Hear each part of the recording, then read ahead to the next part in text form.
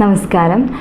ഒരുപാട് നാൾ തുമ്മിയും ചുമച്ചും അതുപോലെ തന്നെ മൂക്കിൽ നിന്ന് ഒലിച്ചും തലവേദനയായിട്ടും കഷ്ടപ്പെടുന്ന നിറയെ ആളുകൾ നമുക്കിടയിലുണ്ടാവും അല്ലേ? അത്തരത്തിൽപ്പെട്ടിട്ടുള്ള ഒരാളാണെങ്കിൽ തീർച്ചയായും നിങ്ങൾക്ക് ഈ വീഡിയോ ഉപകാരപ്പെടും. നിങ്ങൾക്ക് എല്ലാ സമയവും അല്ലെങ്കിൽ രാവിലെ തൊട്ട് വൈകുന്നേരം വരെ തുമ്മിയും ചീറ്റിയും ടവൽ പിടിച്ചും അതുപോലെ തന്നെ കണ്ണിൽ നിന്നും മൂക്കിൽ നിന്നും വെള്ളം ഒലിച്ചും അതുപോലെ തന്നെ കണ്ണ് ചൊറിച്ചിലും മൂക്ക് ചൊലിച്ചും ഒക്കെ ആയിട്ട് തന്നെ കഷ്ടപ്പെടുന്നവരായിരിക്കും ചിലപ്പോൾ നിങ്ങൾ. അല്ലെങ്കിൽ രാത്രി ഒന്ന് മര്യാദയ്ക്ക് കിടന്നുറങ്ങാൻ പറ്റാതെ തുമ്മൽ ഒരു പരിധിയിലപ്പുറം വിട്ട് കഴിഞ്ഞാൽ ശ്വാസം മുട്ടലായിട്ട് ഒരു പരിധിവരെ നല്ല രീതിയിലൊന്ന് സംസാരിക്കാനോ ചിരിക്കാനോ ഏത് സമയവും ടെൻഷൻ അല്ലെങ്കിൽ സ്ട്രെസ്സായിട്ട് ലൈഫ് മുന്നോട്ട് കൊണ്ടുപോകുന്നവരായിരിക്കും. അത്തരക്കാർക്ക് വേണ്ടിയിട്ടാണ് ഇന്ന് ഈ വീഡിയോ. ഞാൻ doctor Haseena, doctor Basil സോമിയ hospital, Pandikkad, Malappuram ജില്ല. എന്താണ് ഈ തുമ്മൽ അല്ലെങ്കിൽ നമ്മളെ കഷ്ടപ്പെടുത്തുന്ന ഈ വലിയൊരു അസുഖം എന്ന് പറഞ്ഞു കഴിഞ്ഞാൽ പലപ്പോഴും നിസാരമാണ്. എന്നാൽ നമ്മളെ സംബന്ധിച്ച് അല്ലെങ്കിൽ തുമ്മൽ അനുഭവിക്കുന്ന ഒരാളെ സംബന്ധിച്ച് ഭയങ്കരമായിട്ടുള്ളൊരു പ്രശ്നങ്ങളാണ് ഇതുണ്ടാക്കുന്നത്. നമുക്കറിയാം അല്ലേ, നമുക്കൊരു ജലദോഷം വന്നു കഴിഞ്ഞാൽ നമുക്ക് ഉറപ്പാണ് 7 ദിവസം ജലദോഷം ഉണ്ടായിരിക്കും. ആദ്യത്തെ 3 ദിവസം നമുക്ക് പറയാൻ പറ്റാത്ത ബുദ്ധിമുട്ടായിരിക്കും. തുമ്മലുണ്ടാവാം, അതുപോലെ തന്നെ കണ്ണിൽ നിന്നും മൂക്കിൽ നിന്നും വെള്ളം ഒലിക്കുക.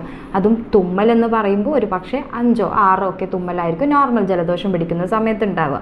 അതുപോലെ തന്നെ നമുക്ക് കൂടുതലായിട്ട് അനുഭവപ്പെടുക കണ്ണിൽ നിന്നും മൂക്കിൽ നിന്നും വെള്ളം വരിക, മൂക്കിൻ്റെ തുമ്പത്ത് അല്ലെങ്കിൽ മൂക്കിൻ്റെ ലാസ്റ്റ് എൻഡ് പോർഷനിൽ ടച്ച് ചെയ്യുമ്പോൾ തുമ്മൽ സ്റ്റാർട്ട് ചെയ്യുക, ചൊറിച്ചിൽ, ശരീരം മൊത്തത്തിൽ ആകെക്കൂടെ ചൊറിച്ചിൽ വരിക.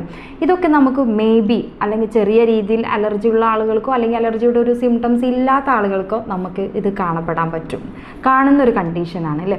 പിന്നെയോ നമുക്ക് എന്താ ബുദ്ധിമുട്ടുണ്ടാവുക, എപ്പോഴും ഒന്ന് തലയൊന്ന് കുനിച്ചിങ്ങനെ ഇരിക്കുമ്പോഴേക്കും മൂക്കിൽ നിന്ന് വെള്ളം വരുന്ന ഒരു അസ്വസ്ഥത ഉണ്ടാവും. ഒരു എന്താ പറയുക, ജലദോഷം എന്ന് പറഞ്ഞിട്ട് കാര്യമില്ല, നമ്മളതൊരു വലിയ രീതിയിലുള്ളൊരു ദോഷമായിട്ടായിരിക്കും പലപ്പോഴും കണക്കാക്കിയിട്ടുള്ളത്. കാരണം അത്രയും പ്രയാസമായിരിക്കും ആ ഒരു 7 ദിവസത്തെ ജലദോഷം എന്ന് പറയുന്നത്. ഇത് ലൈഫ് ലോങ് ഉണ്ടെങ്കിൽ എന്തായിരിക്കും അവസ്ഥ? അത്തരക്കാരാണ് നമുക്കിടയിൽ കാണുന്ന അലർജി രോഗികൾ എന്ന് പറയുന്നത് അല്ലേ. അലർജി രോഗികൾക്ക് മാത്രമാണ് അവരുടെ ബുദ്ധിമുട്ട് എത്രയാണെന്ന് പറഞ്ഞറിയിക്കാൻ പറ്റുക എന്നുള്ളത്. രാത്രി ചിലപ്പോൾ ഒന്ന് കിടന്നുറങ്ങിയിട്ട് അവർ വർഷങ്ങളായിട്ടുണ്ടാവും. പലപ്പോഴും നമ്മുടെയൊക്കെ ക്ലിനിക്കിൽ അല്ലെങ്കിൽ എൻ്റെ അടുത്തൊക്കെ പേഷ്യൻ്റ് പറയലുണ്ട് 16 വയസ്സിലൊക്കെ സ്റ്റാർട്ട് ചെയ്ത അലർജിയാണ്, ഇപ്പോൾ 45-50 വയസ്സൊക്കെ ആയി. അപ്പോൾ എത്ര കഷ്ടപ്പാടായിരിക്കും ആ അത്തരം പേഷ്യൻസിൽ ഉണ്ടായിരിക്കുക എന്നുള്ളത് നമുക്ക് മനസ്സിലാക്കാൻ പറ്റും. എന്താണ് ഈ അലർജി എന്ന് പറയുന്നത്? നമ്മൾ 10 പേരിയ്ക്കുന്നുണ്ടെങ്കിൽ ഒരു AC ഇട്ട് കഴിഞ്ഞാൽ ചിലപ്പോൾ അതിൽ 1-2 ആൾ, അല്ലെങ്കിൽ ഒരു ഫാൻ ഇട്ട് കഴിഞ്ഞാൽ, അല്ലെങ്കിൽ ഒന്ന് പൊടി തട്ടിയാൽ, അല്ലെങ്കിൽ മറ്റെന്തെങ്കിലും ഒന്ന് കാറ്റടിച്ചാൽ അതിൽ 1-2 ആളുകൾ കൂടുതൽ സമയം അലർജിയുടെ സിംറ്റംസ് ലക്ഷണങ്ങൾ കാണിക്കും. അത് തുമ്മലാവാം, ചുമയാവാം, അല്ലെങ്കിൽ കണ്ണ് ചൊറിച്ചിലാകാം, കണ്ണിൽ നിന്നും മൂക്കിൽ നിന്നും വെള്ളം വരുന്നതായിരിക്കും, സ്കിന്നിൽ ചെറിയ തടിപ്പാവും. ഈ രീതിയിലാണ് അവർ ഇതിനെ റിയാക്റ്റ് ചെയ്യുക. അപ്പോൾ ബാക്കി 8 പേർക്കും കുഴപ്പമില്ല, അതിൽ 2 പേർക്കും മാത്രമാണ് ബുദ്ധിമുട്ടുണ്ടാക്കുന്നതെങ്കിൽ അവരുടെ ശരീരത്തിൽ അലർജി ഉണ്ട് എന്ന് മനസ്സിലാക്കാം. എന്താണ് ഈ അലർജി അല്ലെങ്കിൽ എങ്ങനെയാണ് ഇത് ബാധിക്കുന്നത്, എവിടെയാണ് ഇത് ഉണ്ടാകുന്നത്? പ്രധാനമായിട്ടും 3 ഭാഗത്ത്, അതായത് നമ്മുടെ ത്വക്കിൽ ഒരു അലർജി ഉണ്ടാവും, അതുപോലെ തന്നെ നമ്മുടെ മൂക്കിലും ശ്വാസകോശത്തിലുമാണ് 2nd 3rd ആയിട്ടുണ്ടാവുന്നത്. മൂക്കിലുണ്ടാകുന്ന അലർജി പലപ്പോഴും നമ്മൾക്കറിയാലോ, ചില ആളുകൾ പറയുമ്പോൾ എൻ്റെ മൂക്ക് വളഞ്ഞിരിക്കുന്നു അതുകൊണ്ട് എനിക്ക് അലർജി ഉണ്ട്. ഒരിക്കലും അങ്ങനെയല്ല കേട്ടോ. അല്ലെങ്കിൽ മൂക്കിൽ ദശ വന്നു എനിക്ക് അതുകൊണ്ട് അലർജി, അങ്ങനെയല്ല. നമ്മുടെ ശരീരത്തിൽ ഉണ്ടാകുന്ന അലർജി ആൻറ്റിബോഡി, IgE ആൻറ്റിബോഡി അല്ലെങ്കിൽ ഈസിനോഫിൽ, ഇങ്ങനെയുള്ള പല കാര്യത്തിനോടും നമ്മുടെ ശരീരത്തിലോട്ട് ചെല്ലുന്ന പ്രോട്ടീൻ റിയാക്ട് ചെയ്യുമ്പോഴാണ് നമുക്ക് അലർജി. അതായത് സിമ്പിളായിട്ട് പറഞ്ഞു കഴിഞ്ഞാൽ നമ്മളുടെ ശരീരത്തിലോട്ടൊരു എക്സ്റ്റേണൽ പ്രൊഡക്റ്റ് ചെല്ലുമ്പോൾ അതിനെ പ്രതിരോധിക്കാൻ നമ്മുടെ ശരീരം നോർമലായിട്ട് അതിനെ പ്രതിരോധിക്കും. പക്ഷേ അലർജി ഉള്ള ആളുകൾ കുറച്ച് കൂടുതൽ സ്ട്രഗിൾ ചെയ്യുന്നൊരു സാഹചര്യം, ആ സാഹചര്യത്തിലാണ് ഇങ്ങനെ കൂടുതൽ തുമ്മിയും ചീറ്റിയും ഒക്കെ അവർ ഇതിനെ പ്രതിരോധിക്കുന്നത്. നമുക്ക് ഈ ഒരു മൂക്കിലുള്ള അലർജി എന്ന് പറയുന്നത് പലപ്പോഴും നമുക്ക് ചെവിയും മൂക്കുമായിട്ട് ബന്ധപ്പെട്ടത് കൊണ്ട് തന്നെ കുറച്ച് കഴിഞ്ഞാൽ ചിലപ്പോൾ ചെവിയെ പഴുപ്പ് ബാധിക്കാം, കേൾവിക്കുറവിനെ ബാധിക്കാം, അത്തരത്തിലുള്ള രീതിയിലോട്ടായിപ്പോൾ. ശ്വാസകോശത്തിൽ നിന്നാവുമ്പോൾ കുറച്ചും കൂടി കഴിയുമ്പോൾ നമുക്ക് ആസ്മ എന്നുള്ള രീതിയിലോട്ട് വരും. ത്വക്കിലാണെങ്കിൽ തന്നെ പരമാവധി മാറിക്കിട്ടാനും കൂടെ കുറച്ചും കൂടെ പ്രയാസമുള്ളത് നമ്മളുടെയൊക്കെ ഒരു എന്താ പറയുക, നമ്മളുടെ ഒരു ട്രീറ്റ്മെൻറ്റിൽ എനിക്ക് ഏറ്റവും കൂടുതൽ ഫീൽ ചെയ്തിട്ടുള്ളത് ത്വക്കിലുള്ള അലർജിയാണ് പലപ്പോഴും മാറാൻ പ്രയാസം ആയിട്ടുള്ളത്. അപ്പോൾ ഈ ബ്ലഡിൽ അലർജി കൂടുമ്പോഴാണ്, അല്ലെങ്കിൽ നോർമലി നമ്മൾ പറയുകയാണെങ്കിൽ നമ്മുടെ ശരീരത്തിൽ ആ ഒരു ബ്ലഡിൽ അലർജി കൂടുമ്പോൾ നമുക്ക് അലർജിയുടെ ലക്ഷണങ്ങൾ കാണിക്കുന്നു. മെയിനായിട്ട് നമ്മൾ പറഞ്ഞ പോലെ തുമ്മൽ, മൂക്കൊലിപ്പ്, തലവേദന, പിന്നീട് മൂക്കിൽ ബാധിക്കുന്ന തുമ്മൽ, പഴുപ്പ് നിറഞ്ഞ് അത് സൈനസൈറ്റിസ് പോലെയുള്ള ഈ ഭാഗത്ത് ഈ സൈഡിൽ മൊത്തം ഇവിടെയുള്ള അറകളിലൊക്കെ നമുക്ക് പഴുപ്പ് നിറഞ്ഞിട്ട് അത് ഫില്ലായിട്ട് അതിൽ നിന്നും പ്രശ്നങ്ങൾ, അതായത് ഛർദ്ദിക്കാൻ വരിക, ഓക്കാനം, തലവേദന, ഇത്തരം കണ്ടീഷനിലോട്ട് അതായി പോവാറുണ്ട്. പലപ്പോഴും ഈ മൂക്കിൻ്റെ വളവ് സർജറി കഴിഞ്ഞ് കഴിഞ്ഞാൽ തുമ്മൽ മാറും എന്നുള്ളതൊക്കെ വെറുതെ പറയുന്നതാണ്. നമുക്ക് അലർജി ഉണ്ടെങ്കിൽ അത് മാറാതെ ഒരിക്കലും തന്നെ നമുക്ക് ഈ ഒരു വളവ് കൊണ്ട് നേർത്തിയത് കൊണ്ട് മാത്രം ഒന്നും നമ്മുടെ അലർജി മാറിപ്പോവില്ല എന്നുള്ളത് 100% കറക്റ്റാണ്. പിന്നെ നമുക്ക് ചെയ്യാനുള്ളത്, ഇനിയിപ്പോൾ ശരീരത്തിൽ രക്തത്തിലുള്ള അലർജി ആണെങ്കിൽ നമുക്ക് സിമ്പിളായിട്ട് മാറ്റിയെടുക്കാവുന്നതാണ്. നിങ്ങൾക്ക് അലർജി എത്രത്തോളം ഉണ്ട് എന്നറിയുന്ന വേണ്ടിയിട്ട് IgE ടെസ്റ്റുകൾ നിങ്ങൾക്ക് ചെയ്ത് നോക്കാം. ചില പേഷ്യൻറ്റ് വിളിച്ചിട്ട് നമ്മളോട് പറയും നമ്മളുടെ ഏതെങ്കിലുമൊക്കെ ഒരു ഇത് കണ്ടതിന് ശേഷം അവർ IgE ചെക്ക് ചെയ്തപ്പോൾ നോർമലാണ്, പക്ഷേ എനിക്ക് നല്ല തുമ്മലുണ്ട് പറയും. അത് പലപ്പോഴും തുമ്മലുണ്ടാവുന്നത് സ്കിന്നിലുള്ള അലർജി ആയിരിക്കും. ഈ സ്കിന്നിലുള്ള അലർജി എങ്ങനെ നമ്മൾ മനസ്സിലാക്കുക?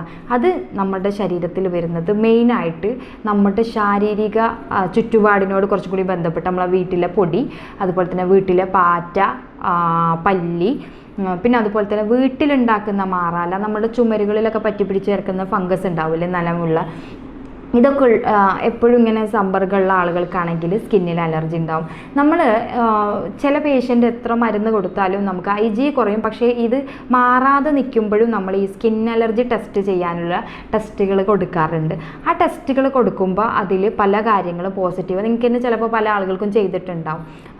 വീട്ടിലെ പൊടി അല്ലെങ്കിൽ പൂമ്പൊടി, അതുപോലെ തന്നെ പാറ്റ, ഇത്തരം കാര്യങ്ങൾ ഇങ്ങനെയാണ് വരും. അപ്പോൾ പലപ്പോഴും ചിലപ്പോൾ നമ്മളെ സംബന്ധിച്ച് അതൊന്നും പാടെ ഒഴിവാക്കാൻ പറ്റുന്ന ഒരു സാഹചര്യങ്ങളാവില്ല. പൊടിയൊന്നും നമുക്ക് പാടെ ഒഴിവാക്കാൻ ഒരിക്കലും പറ്റില്ല. പക്ഷേ മാക്സിമം നമ്മൾ ചെയ്യുക, നമ്മുടെ വീട്ടിലുള്ള പൊടികളൊക്കെ നമുക്ക് തന്നെ ക്ലീൻ ചെയ്ത് ഒരു പരിധി വരെ നമുക്ക് ക്ലിയർ ചെയ്യാൻ പറ്റും. പിന്നെ അതിന് നമ്മൾ ട്രീറ്റ്മെൻറ്റ് അതുമായിട്ട് ബന്ധപ്പെട്ട് അതിൻ്റെ ആൻറ്റിബോഡി കുറേശ്ശെയൊക്കെ നമുക്ക് ബോഡിയിലോട്ട് വരുത്തിയൊക്കെ ട്രീറ്റ്മെൻറ്റ് എടുക്കാം. പക്ഷെ അതൊക്കെ ഒരു പരിധി വരെ നമുക്ക് എപ്പോഴും പോസിബിളായിട്ടുള്ളൊരു കാര്യമാവാൻ സാധ്യത വളരെ കുറവാണ്.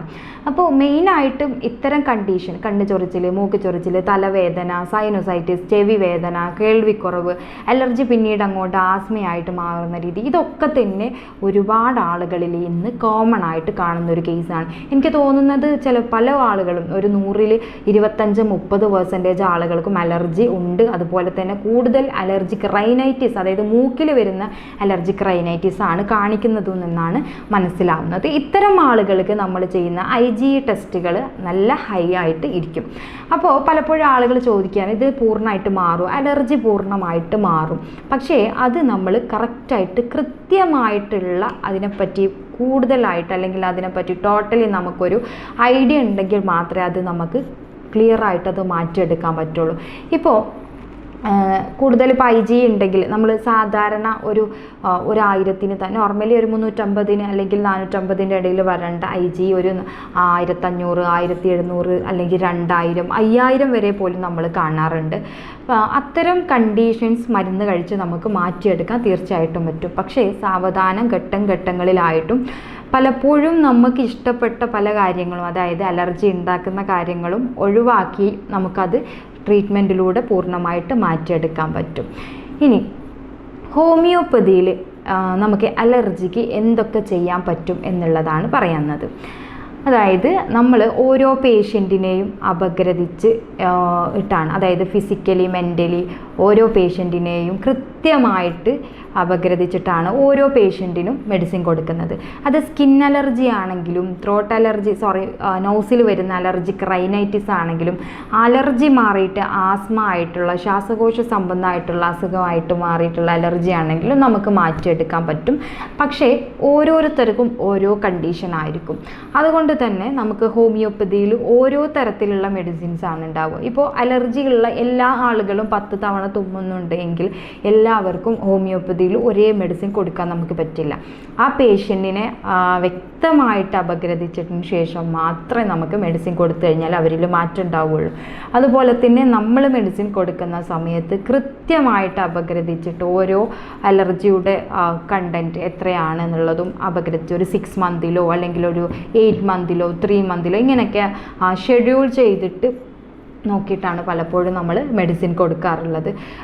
അതുപോലെ തന്നെ പല കണ്ടീഷനും ചിലപ്പോൾ നമ്മൾ പറയുന്ന ഒരു ലിമിറ്റ് വിട്ട് പോകുമ്പോഴാണ് നമ്മൾ കുറച്ചും കൂടെ കെയർ ചെയ്യേണ്ടി വരിക. അത്തരം കേസുകളിൽ ചിലപ്പോൾ നമുക്കൊരു 1 ഇയറിൻ്റെ മേലൊക്കെ നമുക്ക് ട്രീറ്റ്മെൻറ്റ് കൊടുക്കേണ്ടി വരും.